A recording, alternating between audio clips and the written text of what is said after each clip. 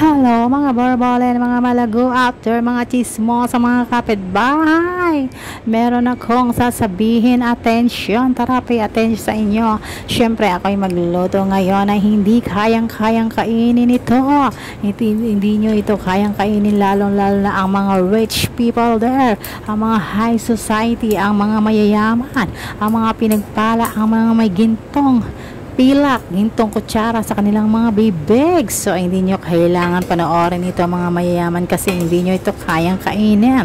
I dare you, kaya lang kainin ito ng mga poor, mga kagaya ko, mga borbolen, mga sira-ulo, mga nagbabudget friendly, mga chismosa na walang budget, kung wala lang ginawa kundi magchismis sa mga tao. So ayan guys, ituturo ko sa inyo, oo, para sa ito, ayun, makinig ka, para sa iyo ito. Ito ang ating gagamitin ngayon, 3 itlog lang yan na binati na ganyan, babatiin mo lang itlog na yan. Kailangan mo rin ng ganyan na subo, kaya kahit na ng mga tokwa, pwede na yan. Ayan, mga lik, ayan, daong sibuyas, ayan, pepper, pwede na yan, kailangan na yan. Ayan ang mga gagamitin mo. Ayan, pakuluan mo na yan sa isang kaldero. Ayan ang ating papakuluan, ayan, lik, ang ating bawang, ang ating sibuyas, ang ating daing, kahit anong daing pwede yan siguro guys, ayan, pero ayan ang daing na prefer ko. So ayan, pakuluan mo yan ng mga may bawang din pala yan, nakalimutan ko na, kailangan pala siya ng bago. Lagyan ng bawang buong bawang, mga 6 pieces lang. Kung nagtitipid ka, 3 piraso na lang. Ayan ang iyong nilulutuin. Ayan, pinapakuluan ko siya mga chismores. Kailangan yung lasa niyan manuot dun sa sabaw. Alam nyo na, yung gagawin ng cubes, hindi pala cubes, yung soup stack, sabi ng mga mayaman. Pero mahirap tayo, syempre yan. Hindi na lang natin katas. Yung katas ng sabaw, yun. Ayan. Nakikita nyo yan. Tanggalin ang mga sapal-sapal na yan. Syempre, wala na yung mga panlasa niyan. Kaya kinuha na ng soup or sabaw. Ayan, tanggalin mo yan. Linisin mo yan. So, nahihirapan ako dyan. Kaya ginawa ko ang aking camera ay nilagay ko na lang doon. Nahirap-hirap. Kailangan kasi natin dikdikin na para tayong nagdidikdik ng ating kaaway. Ayan, dikdikin mo ng dikdikin yan. Ayan, ganyan. Dikdikin mo ng dikdikin. Parang nanggigigil ka kung galit ka sa iyong kaaway. Ayan, dyan mo dalahin lahat. Dyan mo ibuhos ang pagdidikdik mo sa kanya. Kasi bawal manapak. Bawal tayong manapak guys. Kaya dyan mo na lang idaan sa ang iyong galit, ang iyong inis. Ayan, dikdikin mo maigi para yung katas ay mapunta sa iyong ulam na niluluto at mapasarapan pa ang mga makakakain nito.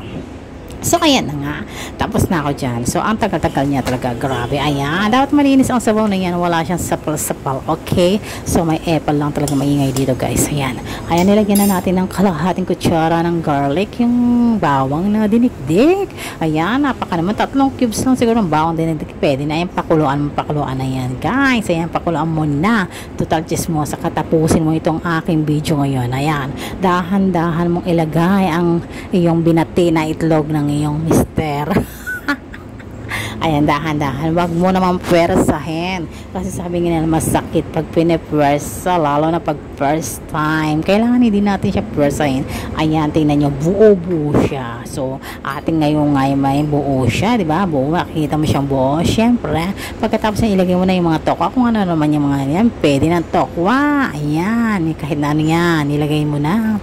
Ayan, ilagay mo na siya ng ilagay. Haluin natin. Sirain natin yung itlog na buo. Ayan, magiging siyang basag na itlog.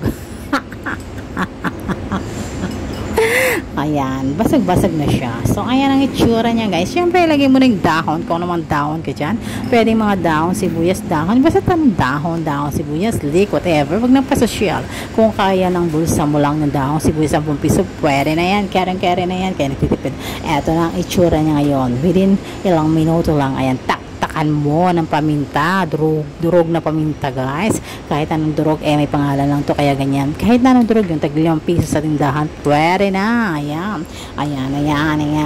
Pinalasahan ko pala ito ng ng asin, konting asin lang, and then yun lang. Huwag kang gagamit ang bechin kasi makakasama doon sa ating mga boses, kasi papangit ang mga boses mo pag kumakain ka ng asin, ng bechin. So ayan na.